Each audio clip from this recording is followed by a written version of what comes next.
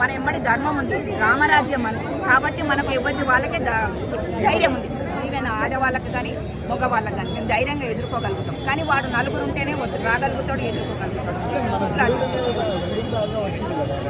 గుడి దాకా వచ్చింది కదా, వచ్చినోడిని మేము ఇట్లా అంటే ప్రభుత్వాలు ఏదో పిచ్చోడు అంటున్నాడు. ఆ పిచ్చోడు మసీదులకు ఎందుకోడు? మరి పిచ్చోడికి గుడే కనిపిస్తుందా? పిచ్చోడైతే మసీదు కూడా రాళ్ళు కొట్టాలి, మసీదు మైత్రి కూడా వీతాలి. పిచ్చోడైతే మరి గుడి రాలే గుడి అవే ధ్వంసం ఎందుకు చేయాలి? మైకులు ఎందుకు వీకాలి? మరి ఆడ స్వామీజీ ఒక జెండా, కాషాయం జెండా, వాడి జెండా కంటే పైన ఎగిరేసినట్టే వాడికి అంతా ఎగిరేసి శిక్ష వేసుకునే. మరి మన భారతదేశంలో ఎన్నో జెండాలు ఎగరేస్తున్నారు వాళ్ళు. పొద్దుకైసాల మైకులు పెట్టి మనకంటే ఎక్కువ శుక్రవారం వచ్చిందంటే చెవులు మిగిలిపోయేటట్టు ప్రవచనాలు చెప్పడం వాళ్ళ మసీదులలో, ఇట్లా చేయాలి అట్లా చేయాలి. అవన్నీ మన ప్రభుత్వాలు ఇంటూనే ఉన్నాయి. మరి ఏం చేస్తున్నాయి? వాళ్ళే 10 వస్తున్నాయేమో, మనకి 20 ఉన్నాయి కదా. రేపు మీ పిల్లలకి అదే వస్తుంది కదా.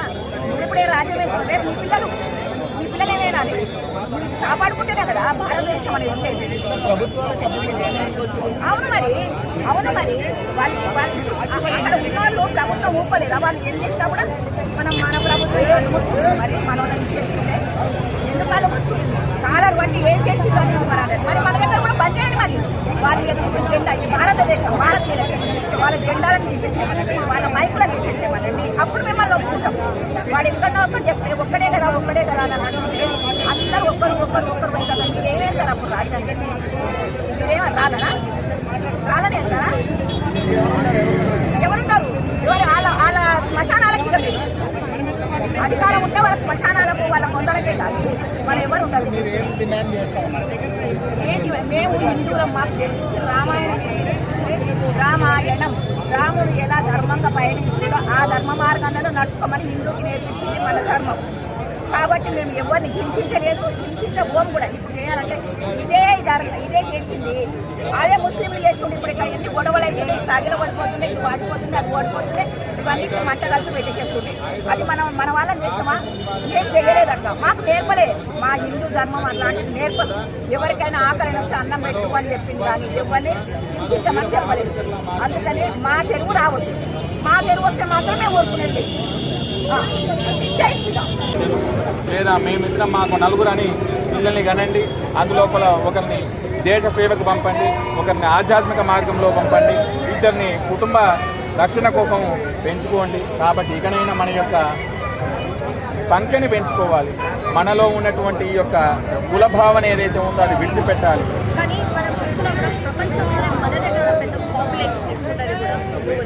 హిందువులదే అయినప్పటికీ కూడా హిందువులని ఇందాకే ఉన్నటువంటి యోగి ఆదిత్యనాథ్ గారు అన్నారు, పడెంగేతో కటెంగే అని చెప్పారు. ముఖ్యంగా తెలంగాణ ప్రాంతం లోపల కులాల వారిగా హిందువులను విడదీస్తూ ఉన్నారు. ఇప్పటికీ కూడా ఈ యొక్క కులాన్ని ఎప్పుడైతే పక్కన పెడతామో, గడప లోపలే కులం గడప దాటితే మనమందరం హిందువులం అన్నటువంటి సూత్రాన్ని ఎప్పుడైతే పాటిస్తామో అప్పుడే ఈ యొక్క దేశానికి రక్షణ అనేది ఉంటుంది. కాబట్టి హిందువులమందరం కూడా సంఘటితం కావాలి. అప్పుడే మన యొక్క దేశం సురక్షితంగా ఉంటుంది. బంగ్లాదేశ్లో హిందువులపై అరాచకాలు జరుగుతున్నాయి. మరి బంగ్లాదేశ్ హిందువులు ఏం పాపం చేశారు? హిందువులేమైనా వాళ్ళపై దాడి చేశారా? హిందూ గుళ్ళపై ఎందుకు దాడి జరుగుతుంది? మరి హిందువులపై మసీదులపైన ఏమైనా దాడి చేశారా? వాళ్ళ పని వాళ్ళు చేసుకుంటూ వాళ్ళ కష్టం వాళ్ళకి పడుతుంటే అంటే బంగ్లాదేశ్లో హిందువులు ఉండకూడదనా? అదే గుర్తు తెచ్చుకోవడం బాబు మందం. మీ దగ్గర వరదలు వచ్చిన వల్ల ఇస్కాన్ వాళ్ళు హిందువులు వచ్చి మీకు సేవ చేసింది మర్చిపోకూడరా బాబు. ఇంకొకటి, ఈరోజు అక్కడ బంగ్లాదేశ్లో వర్క్షాపులు నడుస్తున్నాయంటే హిందువులతో. మరి అట్లాగే అనేక దేశాలు అక్కడ వాళ్ళకి జాబ్ వర్క్ ఇచ్చి పని చేపిస్తున్నారు. మరి మేము ఒకటే ఇప్పుడు భారతదేశం తలుచుకుంటే మొత్తము బంగ్లాదేశ్, ఇప్పుడు పాకిస్తాన్ ఏ విధంగా అడగలింటుందో బంగ్లాదేశ్లో అట్లా అడగలిగిన పరిస్థితి. మరి ఇక్కడ ఇండియాలో బంగ్లాదేశీలు ఉండలేరా? అమెరికాలో బంగ్లాదేశీలు ఉండలేరా? వాళ్ళందరినీ బంగ్లాదేశ్ మరి తరిమి కొట్టాలా అని మేము అడుగుతున్నాము. కాబట్టి ఒళ్ళు దగ్గర పెట్టుకొని బంగ్లాదేశీలారా, అట్లాగే హైదరాబాద్లో ఉంటున్న బంగ్లాదేశీలు కానీ, అట్లాగే ఎవరైతే దానికి మద్దతున్న మళ్ళీ సో కాల్డ్ జామయత్ ఇస్లాం అనే ఒక ఆర్గనైజేషన్ ఉన్నాయో, మరి దేశవ్యాప్తంగా ఉన్న ఆర్గనైజేషన్, ముస్లిం ఆర్గనైజేషన్లన్నీ నిద్రపోతున్నాయని అడుగుతున్నా. వీరెందుకు నోరు జగమెత్తలేరు? అరే బంగ్లాదేశ్లో ముస్లిం సోదరులారా, మేము కూడా ఇక్కడ ఉన్నాము, మేము కూడా ఇక్కడ భద్రంగా ఉన్నాము, మరి అక్కడ హిందువులను ఎందుకు భద్రంగా ఉండనిచ్చట్లేదు, వాళ్ళు ఏం చేసిరని మరి మాపై మాట్లాడవచ్చు కదా. అది ఎందుకు చేయట్లేదు అంటే ఇక్కడ మీరు సేఫ్ ఉన్నారు, అక్కడ వాళ్ళు హిందువులు సేఫ్ లేకపోతే మీరు అంటే మీరు మైనార్టీని ఇక్కడ లేరా, అక్కడ బంగ్లాదేశ్లో మైనార్టీలను ఆదుకునే శక్తి లేదా? ఒకటే చెప్తున్నాము, ఇది ఆపుతారా సరే లేదా మేము కూడా దీనికి మరి ఏ విధంగా ఆలోచించాలో ప్రపంచవ్యాప్తంగా ఉన్న బంగ్లాదేశ్లో అందరి పరిస్థితి కూడా మరి ఘోరమవుతుంది. కాబట్టి మేము ఒకటే హెచ్చరిస్తున్నాము, మంచిగా ఉంటారా సరే లేదా మరి మేము చేసే పనులు మేము చేస్తాము. అక్కడ ఏర్పాటైనటువంటి తాత్కాలిక ప్రభుత్వము ఇస్లామిక్ మతోన్మాద శక్తుల భాగస్వామ్యంతో ఏర్పడింది. మహమ్మద్ యూనస్ నేతృత్వం లోపల ఏమైతే ఇస్లామియా హర్కతుల్ సహజీర్ అనేటువంటి సంస్థల భాగస్వామ్యంతో ఏర్పాటైనటువంటి ప్రభుత్వం, హిందువులపైన అక్కడి ప్రభుత్వమే, పోలీసులు, మిలిటరీయే స్వయంగా ముందుండి హిందువులపైన అత్యాచారాలు, హత్యలు కొనసాగిస్తూ ఉంది. వీటిని వెంటనే నిలుపుదల చేయాలని చెప్పి డిమాండ్ చేస్తూ విశ్వ హిందూ పరిషత్తు ఈరోజు దేశవ్యాప్తంగా అన్ని రాష్ట్ర రాజధానుల లోపల శాంతియుతమైనటువంటి నిరసన ప్రదర్శనలు చేసి బంగ్లాదేశ్ ప్రభుత్వాన్ని మేము డిమాండ్ చేస్తూ ఉన్నాం. వెంటనే అక్కడ హిందువులపైన అత్యాచారాలను నిలుపుదల చేయాలని చెప్పి, హిందూ దేవాలయాలకు రక్షణ కల్పించాలని, హిందువుల యొక్క ఆస్తులకు రక్షణ కల్పించాలని చెప్పి డిమాండ్ చేస్తూ ఉన్నాం. అదేవిధంగా ఇస్కాన్ సంబంధించినటువంటి స్వామి చిన్మయ్ కృష్ణదాస్జీని అరెస్టు చేసి దేశద్రోహం నేరం కింద ఉరిదీయాలనేటువంటి ప్రయత్నము అక్కడటువంటి ప్రభుత్వమే చేస్తూ ఉంది. స్వామి చిన్మయ్ కృష్ణదాస్జీతో పాటు అక్కడ హిందూ సమాజానికి అండగా, రక్షణగా నిలుస్తూ నాయకత్వం వహిస్తున్నటువంటి 18 మంది హిందూ నాయకులను అరెస్టు చేసి వారిని హత్య చేసేటువంటి ప్రయత్నం బంగ్లాదేశ్ ప్రభుత్వం చేస్తూ ఉంది. బేషరతుగా చిన్మయ్ కృష్ణదాస్జీని విడుదల చేయాలి. అదే సందర్భం లోపల యావత్ ప్రపంచం కూడా బంగ్లాదేశ్ లోపల ఉన్నటువంటి మైనార్టీలైనటువంటి హిందువులు, ఇతర మైనార్టీ వర్గాల రక్షణ కోసం గలం విప్పి బంగ్లాదేశ్ ప్రభుత్వం మీద ఒత్తిడి తేవాలని చెప్పి కూడా విశ్వ హిందూ పరిషత్ కోరుతుంది. భారత ప్రభుత్వానికి కూడా మేము విజ్ఞప్తి చేస్తూ ఉన్నాం, అవసరమనుకుంటే ఇటువంటి కఠినమైనటువంటి నిర్ణయాలు తీసుకోవడంలో కూడా వెనుకడుగు వేయకండి. బంగ్లాదేశ్ హిందువులను రక్షించాల్సినటువంటి బాధ్యత భారత ప్రభుత్వం మీద కూడా ఉంది. కాబట్టి భారత ప్రభుత్వం ఆ దిశగా చర్యలు తీసుకోవాలని కోరుతూ ఈ రోజున యావత్ భారతీయ సమాజం మొత్తం కూడా బంగ్లాదేశ్ హిందువుల పక్షాన మేము నిలబడడానికి ముందున్నాం. బంగ్లాదేశ్ హిందువుల పక్షాన యావత్ భారతీయ సమాజం ఉందని చెప్పడంలో భాగంగానే ఈరోజు మేము ఈ కార్యక్రమాన్ని నిర్వహించాం. విశ్వ హిందూ పరిషత్తు బంగ్లాదేశ్లో జరుగుతున్న హిందువులపైన దాడులకు సంబంధించిన నిరసన కార్యక్రమము మానవారం నిర్వహించాలని చెప్పేసి పిలుపుకోవడం జరిగింది. దానిలో భాగంగానే ఈరోజు భాగ్యనగర్ లోపల, యాపిల్ చౌరస్ లోపల భాగ్యనగర్ సంబంధించిన కార్యక్రమాన్ని మానవ అని నిర్వహించడం జరిగింది. బంగ్లాదేశ్లో హిందువులపైన గత కొన్ని సంవత్సరాల నుంచి అనేక రకాల దాడులు జరుగుతున్నాయి.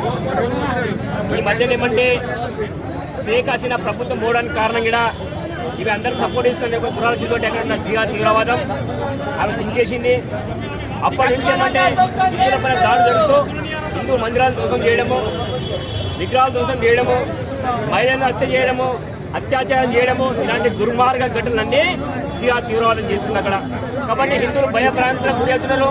ఇసుక ప్రపంచ దేశాల లోపల అనేక దేశాలకు ఆహారం పెడుతున్న ఇసుక సంస్థ మధ్య అక్కడ ఇసుక సంస్థ బిల్డింగ్లో పనిచేస్తుంది. ఆ సంస్థ మధ్య స్వామిజీ గిడ తీసుకెళ్ళి లోపలేసి మన దేశద్రోహం కేసు పెట్టేసి ఉరిశిక్షిస్తామనే ఒక ఆలోచన ఒక ప్రభుత్వం ఉంది. కాబట్టి ఈ దేశంలో ఉన్న హిందువులందరూ ఆలోచించండి. ఈ దేశంలో ప్రతి హిందూ ఇవాళ ఆలోచించాలి. అంటే బంగ్లాదేశ్లో హిందువులను కాపాడాలి. ప్రపంచ దేశాలకు సంబంధించి హిందువులు మరోవైపు చూస్తున్నారు. మీరు ఏం చేస్తున్నారు? భారతదేశంలో హిందువులు ఎలాంటి నిర్ణయాలు తీసుకోమని చెప్పేసి అందరూ మనం చూస్తున్నారు. కాబట్టి మనము అందరం ఆలోచించి బంగ్లాదేశ్లో హిందువులను కాపాడాలి. కాపాడే విధంగా ఈ యొక్క భారత ప్రభుత్వాన్ని కోరు చేయాలని చెప్పేసి అందరికీ కోరుతున్నాం. అందుకే మన నిరసన కార్యక్రమం తీసుకున్నాము. భారతదేశంలో హిందువులు ఆలోచించండి. కులం అంటూ కులం గురించి మాట్లాడుతున్నాం. మనము డబ్బు అంటే డబ్బు గురించి మాట్లాడుతున్నాం. రాజకీయ పార్టీ అంటే రాజకీయ పార్టీల గురించి మాట్లాడుతున్నాం. బిడ్డ మనం ఒకటి ఆలోచించాలి. ఇస్లామిక్ రాజ్యం అంటూ ఈ భారతదేశంలో ఒకవేళ వస్తే మన బతుకు ఎలా ఉందంటే మనం మందిరాలను కోలేము. మనము నీ కులం గురించి చెప్పుకోలేవు, నువ్వు బొట్టు గురించి చెప్పుకోలేవు, నువ్వు ఎలాంటి విషయం చెప్పుకోలేవు.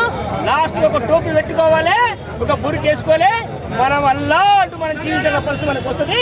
కాబట్టి హిందువులను మీరు ఆలోచించండి, ఇప్పటికైనా ఆలోచించండి, మీ స్వార్థం వీడండి, పిరికి 10 లక్షల పక్కకు పెట్టండి. ప్రతి హిందూ రాజకీయ నాయకుడు ఆలోచించండి, పార్టీల పక్కకు పెట్టండి. హిందూ ధర్మము రక్షించిన రోజులే, హిందూ ఈ దేశంలో సురక్షితంగా ఉన్న రోజులే మీ పార్టీలు పనిచేస్తాయి. లేకుంటే మీరు ఇక్కడ ఇంట్లో బురకలేసి టోపీలు పెట్టుకొని అల్లా అంటూ మీరు ఇలా బయటకు వచ్చి మొక్కాల్సిన పరిస్థితి వస్తుంది. ఇప్పటికైనా ఆలోచించని చెప్పేసి అందరు రాజకీయ నాయకులు హెచ్చరిక ఇస్తుంది.